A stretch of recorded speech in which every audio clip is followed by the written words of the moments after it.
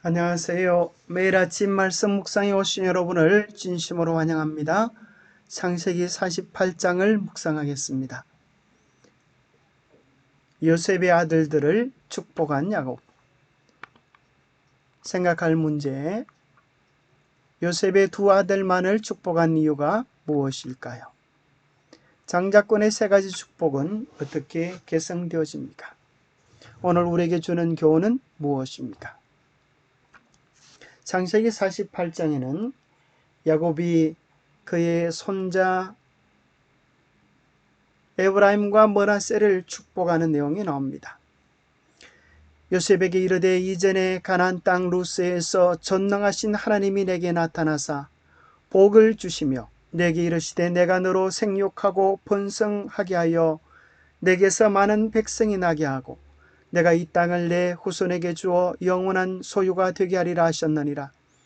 내가 애굽으로 와서 내게 이르기 전에 애굽에서 내가 낳은 두 아들 에브라임과 므낫세는 내 것이라.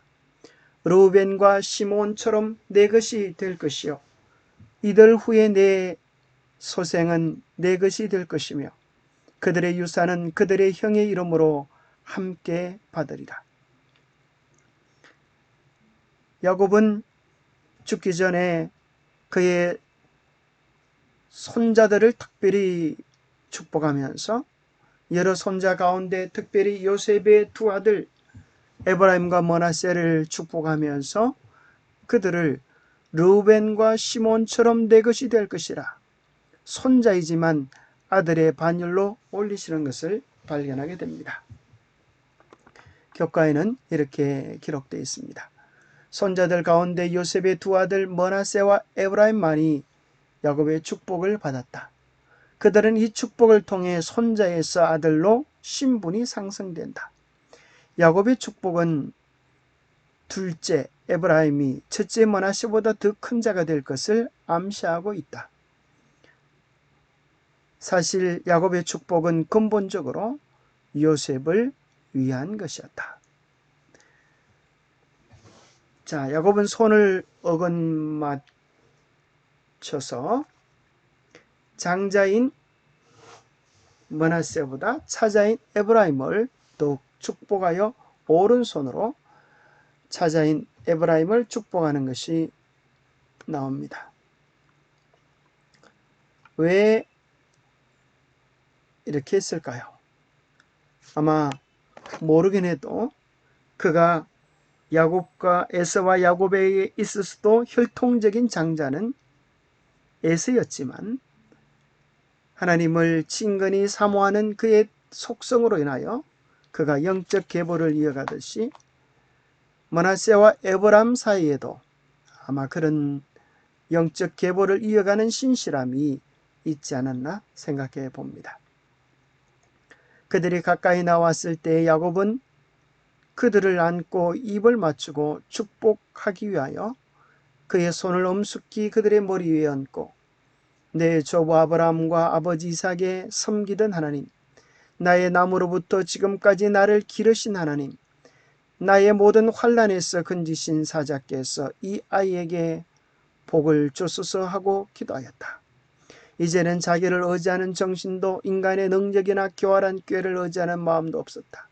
하나님만이 그의 보존자이셨고 후원자이셨다. 과거의 불행한 세월에 대한 불평도 없었다. 그러한 시련과 슬픔들은 이제 더 이상 그를 해하는 것들로 간주되지 않았다. 그의 인생의 순례 행로 내내 그와 함께 계셨던 하나님의 은혜와 자애만이 기억에 떠올랐다. 야곱이 생각해보니 인간의 깨와 잔재주가 삶을 살아가는데 아무런 도움이 되지 아니하고 오직 중요한 것은 하나님의 은혜와 자애라고 하는 사실을 깨닫고 하나님께서 그들의 손자들을 복주시기를 간절히 간구하는 내용이 창세기 48장에 기록되어져 있습니다. 왜 에브라임과 므낫세만을 축복했을까요? 그 이유를 우리는 역대상 5장 1절에서 2절에서 5장 1절 2절에서 발견하게 됩니다. 이스라엘의 장자 르우벤의 아들들은 이러하니라. 르우벤은 장자라도 그의 아버지의 침상을 더럽혔으므로 장자의 명분이 이스라엘의 아들 요셉의 자손에게로 돌아가서 족보의 장자의 명분대로 기록되지 못하였느니라. 유다는 형제보다 뛰어나고 주권자가 유다에게서 났으나 장자의 명분은 요셉에게 있으니라. 장자에게는 세 가지 특혜가 있었습니다. 그것은 재산의 두 몫을 차지하는 것이고 또 가족의 제사장 직분을 받는 것이었고 메시아의 조상이 되는 것이었습니다. 르우벤이 혈통적 장자였지만 그가 장자답지 못함으로 곧 범죄함으로 그 세 가지 특권을 다 잃어버리고 말았습니다. 재산의 두 몫은 요셉에게 넘어갔습니다. 바로 오늘 에브라임과 므낫세가 두 몫으로 들어오는 것입니다. 야곱은 그들을 손자였지만 아들의 축복을 베풀어 주십니다. 요셉에게 어떠한 것이 장자의 명분을 받기에 합당한 자격이 되었을까요? 누구나 쉽게 생각해 볼 수 있는 문제입니다. 요셉에게 있어서의 아름다움, 그것은 요셉의 품성이었습니다. 형들의 잘못을 용서하고 감싸 안는 너그러움, 화평과 화목의 주인 요셉이야말로 예수 그리스도의 성품을 가장 많이 닮은 아들이요, 우리가 마땅히 바라봐야 할 성품의 중요성을 알려주고 있습니다. 제사장의 직분은 레위에게 전달되어지는데 금송아지에게 절하지 아니하고 하나님 앞에서의 순결함을 지킨 덕분으로 레위 지파는 제사장 직분이 됩니다. 나라와 메시아의 허락은 유다에게 전달되어지는데 그 이유를 우리는 지난 창세기 44장에서 베냐민을 위한 유다의 변호에서 인류를 구원하기 위한 예수 그리스도의 심정을 보았기 때문입니다. 기업의 두 몫은 요셉에게 배당되었다. 르우벤 지파는 결코 이스라엘 중에서 뛰어나지 못했다. 르우벤 지파는 유다, 요셉 단처럼 수요가 많지 못하였고 제일 먼저 포로로 잡혀갔다.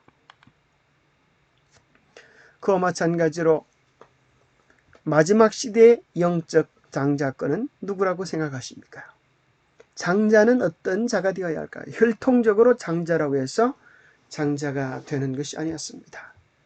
아버지의 뜻을 가장 잘 이해하고 아버지의 마음에 드는 자.